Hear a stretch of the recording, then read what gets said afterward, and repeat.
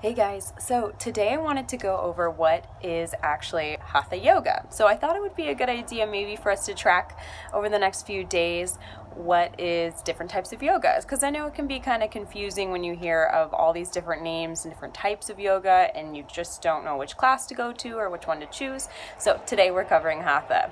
So Hatha is actually, like literally, the word Hatha is the umbrella term that encompasses all forms of yoga. So even if you're talking about Ashtanga or Vinyasa, technically it's all Hatha because that is the Sanskrit umbrella term for the asana yoga practice. So the practice of yoga that involves those poses that we are all so in love with. So Hatha means willful or forceful if you're translating it in Sanskrit. And if you break that word up, Ha means sun, and Tha means moon. So Hatha Yoga is the union of these dual forces, which makes it a really powerful practice because when you're unifying these two opposite energies or the opposing forces, that's really the goal of yoga, because the word yoga means yuj, Y-U-G, which is to yoke, to combine, to unite, to make a union. So Hatha is merging the masculine and feminine, the yin and the yang, the sun and the moon. Yeah, it merges our dual energy, which is really cool. So now here in the West, though, what does Hatha yoga class mean, right?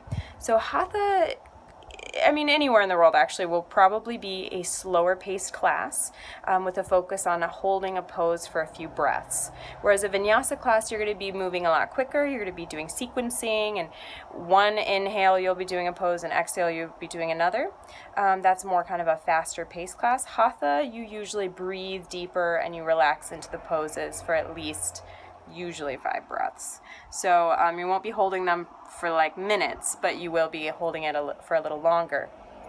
So it's a very calm practice, a very gentle practice usually, or more gentle than other practices, but it still will focus on strengthening your muscles as well. It's not just to relax on the mat and sit back and you can practically read a book while doing this practice. No, it's very strengthening, focusing on alignment, on breath, and on really like sinking and melting into the practice and into each pose. So if you hear the term also slow flow sometimes in the West, or slow flow is another way I've heard Hatha kind of termed, but usually a flow class would be more like Vinyasa because you're flowing through the poses quicker. So with Hatha, it's more about stability. It's usually a favorite for beginners because you do go a little slower.